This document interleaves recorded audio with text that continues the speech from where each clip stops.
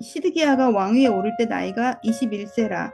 예루살렘에서 11년 동안 다스리니라. 그의 어머니 이름은 하무달이라. 립나인 예레미야의 딸이더라. 그가 여호와김의 모든 행위를 본받아 여호와 보시기에 악을 행한지라. 여호와께서 예루살렘과 유다에게 진노하심이 그들을 자기 앞에서 쫓아내시기까지 이르렀더라. 시드기야가 바벨론 왕을 배반하니라. 시드기야 제9년 열째 달 열째 날에 바벨론 왕 느부갓네살이 그의 모든 군대를 거느리고 예루살렘을 치러 올라가서 그 성에 대하여 진을 치고 주위에 토성을 쌓음에 그 성이 시드기야 왕 제11년까지 포위되었더라. 그의 넷째 달 9일에 성중에 기근이 심하여 그 땅 백성의 양식이 떨어졌더라. 그 성벽이 파괴됨에 모든 군사가 밤중에 그 성에서 나가 두 성벽 사이 왕의 동산 견문길로 도망하여 갈대아인의 그 성읍을 에워쌌으므로 그들이 아라바 길로 가더니 갈대아 군대가 그 왕을 뒤쫓아가서 여리고 평지에서 시드기야를 따라잡음에 왕의 모든 군대가 그를 떠나 흩어진지라. 그들이 왕을 사로잡아 그를 하맛 땅 리블라에 있는 바벨론 왕에게로 끌고 가매 그가 시드기야를 신문하니라. 바벨론 왕이 시드기야의 아들들을 그의 눈앞에서 죽이고 또 라블라에게 유다의 모든 고관을 죽이며 시드기야의 두 눈을 빼고 롯사슬로 그를 결박하여 바벨론 왕이 그를 바벨론으로 끌고 가서 그가 죽는 날까지 옥에 가두었더라.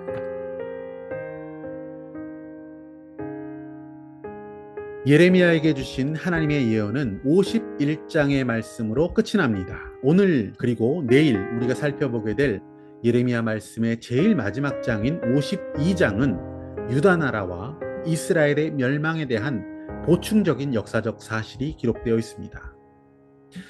오늘 본문에 나와 있는 유다의 마지막 왕 시드기야, 그는 20대 초반에 바벨론의 느부갓네살 왕에 의해서 왕이 되었고 11년간 통치합니다. 바벨론의 눈치를 보며 통치를 하다가 결국 애굽과 손을 잡습니다. 그리고 몇몇 주변 국가들과 함께 바벨론에 저항하기 시작했습니다. 하지만 결국 BC 586년 예루살렘이 함락되어지고 유다 나라는 멸망에 이르게 됩니다. 유다의 마지막 왕 시드기야, 그에 대한 평가는 매우 간단하게 오늘 본문 2절 말씀에 이렇게 기록되어 있습니다. 그가 여호야김 모든 행위를 본받아 여호와 보시기에 악을 행한지라.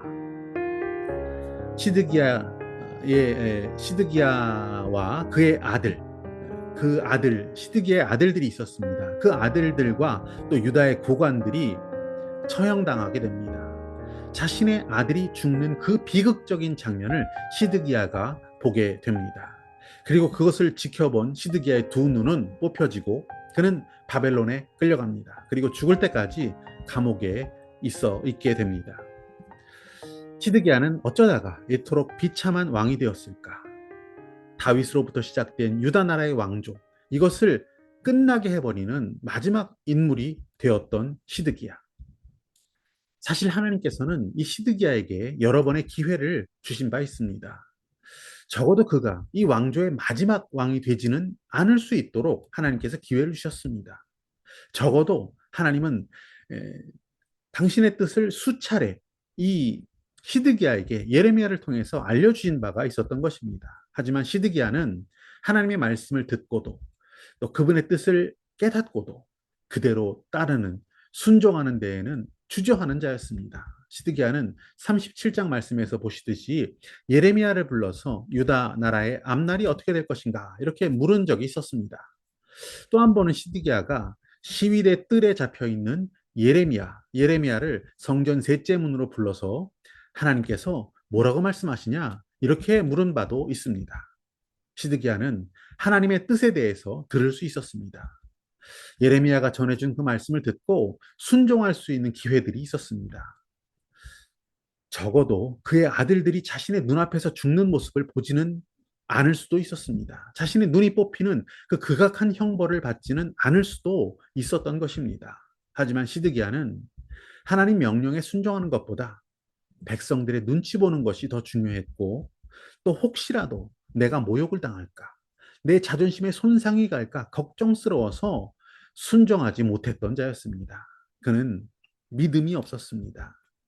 만일 믿음이 있었다면 자기 생명을 지켜주실 이 비극적인 운명에서 자신을 바꿔주실 수 있는 능력의 하나님을 그는 신뢰했을 것입니다. 세상을 향한, 사람을 향한 두려움의 마음이 시드기야를 지배했습니다.